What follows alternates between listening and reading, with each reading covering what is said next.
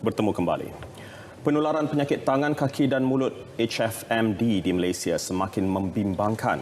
Dalam tempoh hampir 5 bulan pertama tahun ini, 28,957 kes direkodkan, meningkat hampir 13 kali ganda berbanding tempoh sama tahun lalu.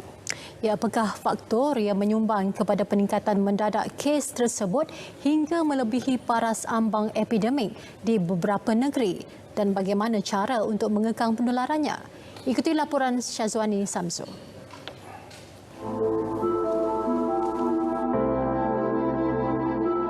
Penyakit tangan, kaki dan mulut HFMD boleh menjangkiti individu daripada semua peringkat usia. Bagaimanapun, majoriti kes yang dilapor membabitkan kanak-kanak.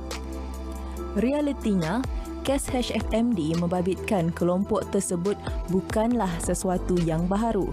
Timbul persoalan, adakah penyakit ini bermusim? Walaupun sepanjang tahun ada beberapa kes, tapi apa yang kita nampak yang jelas ada peningkatan waktu musim panas. Di Malaysia tak ada musim panas, tapi kalau kita tengok sekarang ni memang musim panas untuk hemisfer utara, dan kita jelas nampak tu yang ketika ini memang meningkat. Kelonggaran yang diberi ketika negara berada dalam fasa peralihan ke endemik, terutama dalam aktiviti sosial, turut menyumbang kepada peningkatan drastik kes HFMD di Malaysia. Masyarakat semakin bebas berinteraksi antara satu sama lain. Situasinya berbeza ketika negara berada dalam tempoh Perintah Kawalan Pergerakan PKP.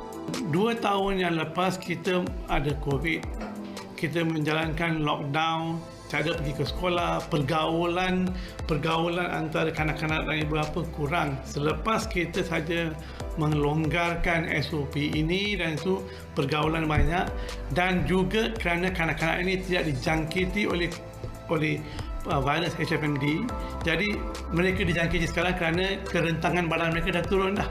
Waktu musim perayaan ini, pergaulan antara ibu bapa, kanak-kanak lain, sanak saudara memang akan berlaku, dan di mana memang masa waktu itu kita tak boleh amalkan yang bersentuhan dan sebagainya, bersalaman dan sebagainya, dan ini memang mungkin juga menyebabkan peningkatan waktu ini, kerana jelas nampak selepas saja Aidilfitri ada nampak peningkatan yang mendadak.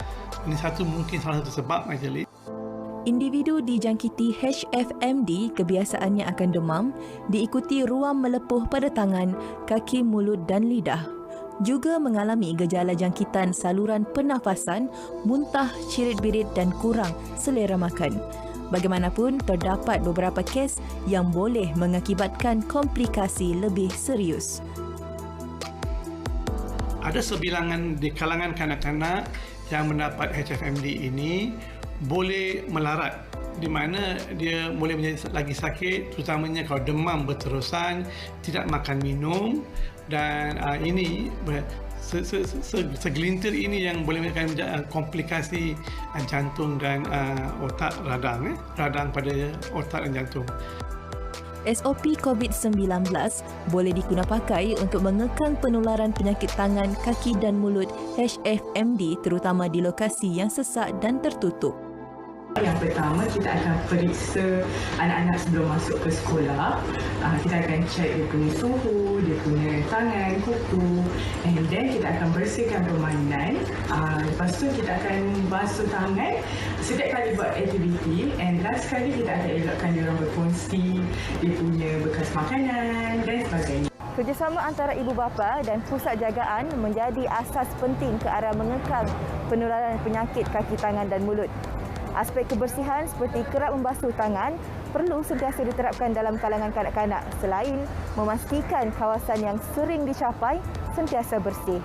Syazwani Samsul, Berita RTM.